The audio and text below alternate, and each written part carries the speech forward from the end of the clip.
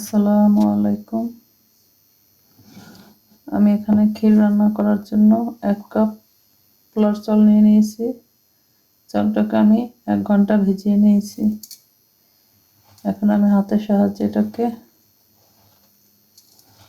একটু ভেঙে নেব।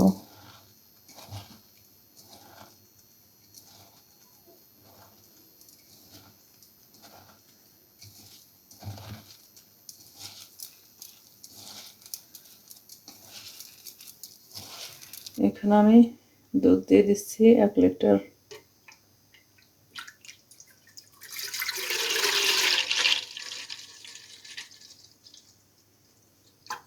অপেক্ষা করছি দুধ বলক চলে আসা পর্যন্ত। আমি এখানে 3টে এলাচ নিয়েছি। আমি একটা এলাচ এভাবে মুখ খুলে দিয়েছি, আর বাকি দুটো এভাবে দিয়ে দিচ্ছি। দুধটা ভালোভাবে গরম হয়ে আসছে। এখন আমি চালগুলো দিয়ে দেব।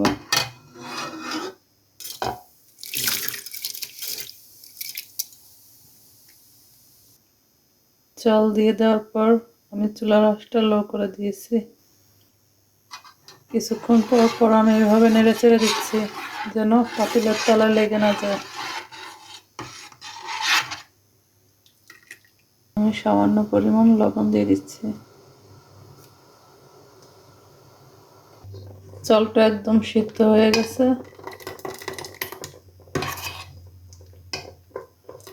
এখন আমি চিনি দিয়ে দেব।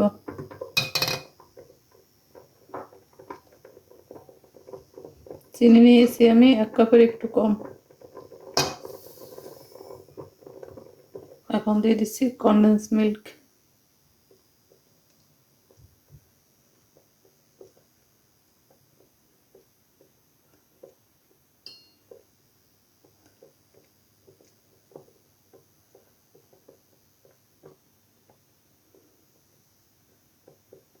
আমি এখানে পুরো 1 কোটা কনডেন্স মিল্ক পুরোটাই দিয়ে দিয়েছি। এখন দিয়ে দিচ্ছি কাঠবাদাম কুচি, পিস্তা বাদাম।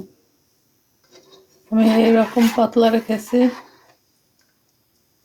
ঘন হয়ে গেলে, ঠান্ডা হয়ে গেলে আর একটু ঘন হয়ে যাবে, সেই জন্য এরকম পাতলা রেখে আমি চুলার জালটা বন্ধ করে দিচ্ছি। পায়েসটাকে আমি ঠান্ডা করে নিয়েছি। এখন এটাকে বেড়ে নিব।